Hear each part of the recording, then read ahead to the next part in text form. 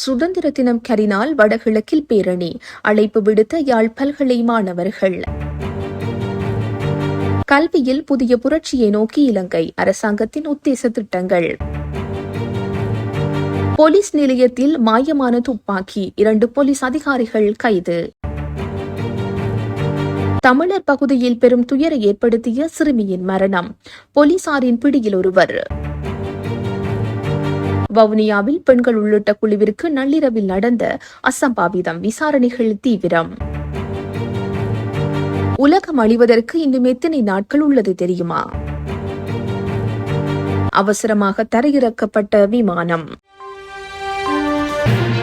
சுதந்திர தினத்துக்கு எதிராக வடக்கு கிழக்கில் நடைபெறவுள்ள கரிநாள் பேரணிக்கு அனைத்து தரப்புகளும் பங்கேற்று வலு சேர்க்க வேண்டும் என யாழ்ப்பாண பல்கலைக்கழக மாணவர்கள் அழைப்பு விடுத்துள்ளனர்.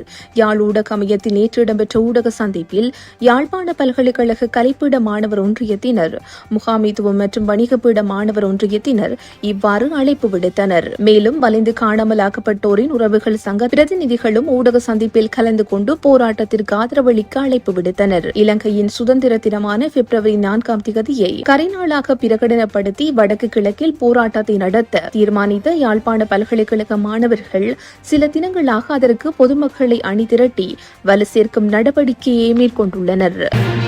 இலங்கையில் எந்தவொரு பிள்ளையும் பொருளாதார கஷ்டங்கள் காரணமாக தொழிற்கல்வி அல்லது உயர்கல்வி வாய்ப்புகளை இழக்காத வகையில் அரசாங்கத்தின் உத்தேச திட்டங்கள் அமைய வேண்டும் என பிரதமர் ஹரணி அமரசூரிய தெரிவித்துள்ளார். பல்வேறு தொழிற்கல்வி நிறுவனங்களின் பாதீட்டு திட்ட உருவாக்கம் மற்றும் மூலோபாய திட்டமிடல் குறித்த பட்டறையொன்றில் கலந்து கொண்டு உரையாற்றும் போதே அவர் இதனை தெரிவித்தார். அத்துடன் தொழிற்கல்வித்துறையுடன் தொடர்புடைய நிறுவனங்களின் அபிவிருத்தி திட்டங்கள் தேசிய பொருளாதார அபிவிருத்தி திட்டத்துடன் சீரான முறையில் இணைக்கப்பட வேண்டியதன் அவசியத்தையும் பிரதமர் வலியுறுத்தியுள்ளார். மேலும் தொழிற்கல்வி நிறுவனங்கள் வெறும் திறமையான பணியாளர்களை மட்டும் உருவாக்காமல் கருணை மற்றும் ஒழுக்க விழுமியங்கள் கொண்ட மனித நேயமிக்க நிபுணர்களை உருவாக்க வேண்டும் என அவர் கேட்டுக் கொண்டார். செயற்கை நுண்ணறிவு புரட்சி வேலைவாய்ப்பு சந்தையை எவ்வாறு மாற்றியமைக்கிறது என்பதை உலகம் இன்னும் முழுமையாக புரிந்து கொள்ளவில்லை. எனவே தொழில் கல்வியை நாட்டின் பிரதான கல்வி முறைக்குள் ஒருங்கிணைக்கும் சீர்திருத்தங்கள் காலத்தின் கட்டாயமாகும். முந்தைய தொழில் புரட்சிகளில் நடந்தது போல்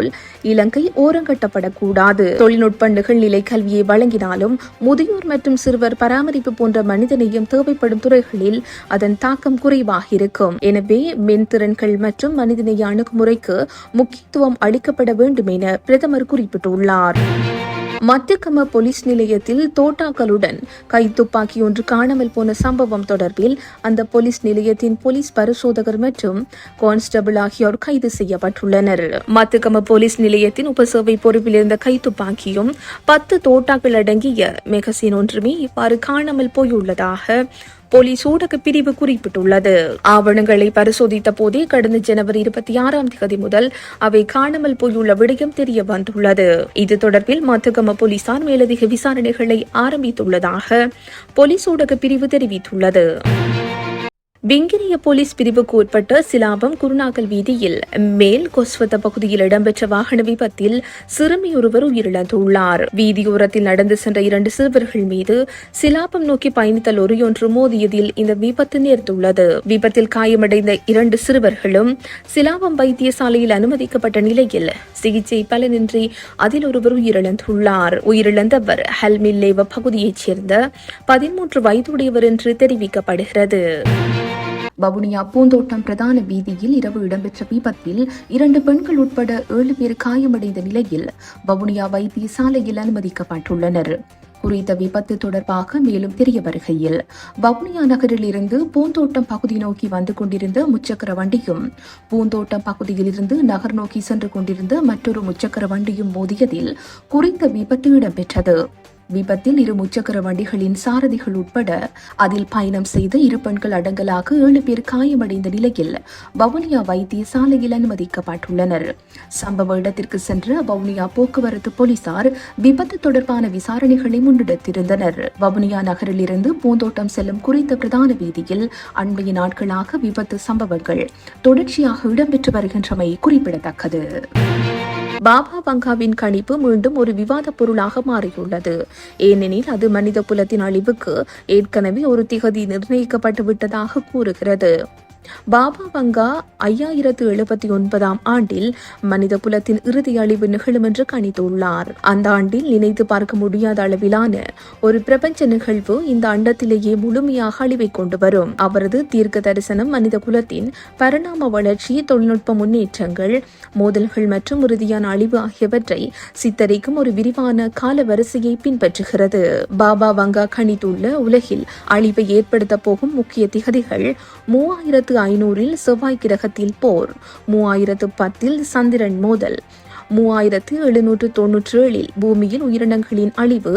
பாபா வங்காவின் கூற்றுப்படி 4300களுக்குள் மனித குலம் தொழில்நுட்ப ரீதியாகவும் தார்மீக ரீதியாகவும் முன்னேறி அனைத்து நோய்களையும் குணப்படுத்தும்.